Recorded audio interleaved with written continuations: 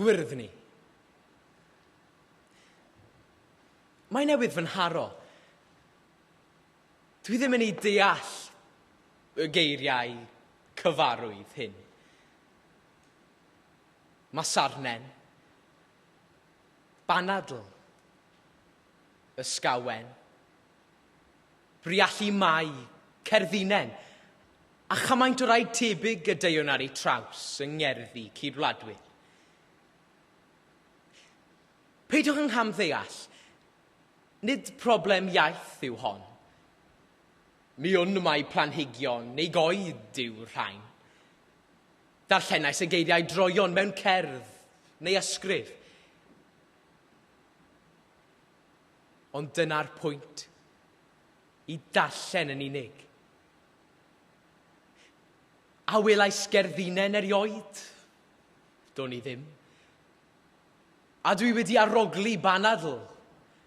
O bosib, o'n i sut mae'n edrych hyd yn oed. Neu gyffwrdd â rhisgl masarnen. Ni fyddwn yn nabod un pe bai'n cwympo arnaf. Nid bod peryg o hynny yn ein cwm ni. Nid yw'r fandaliaid lleol yn gadael i unrhyw goeden dyfu yn uwch na nhw. Ond mae tyfiant yma, oes. Gwellt yng nghraciau'r erwau concrit, lle safodd y gwaith heiar. Glaswellt byr y parc, a'i sawr ar bynawniau segur yr haf, yn gymysg a hoglau baw cwn. Ar hirsgwar bach twt o lawnt newydd, tu fas i ynedau gloiw, ystad ddiwydiannol wag. Yn frown fel amlen byddda.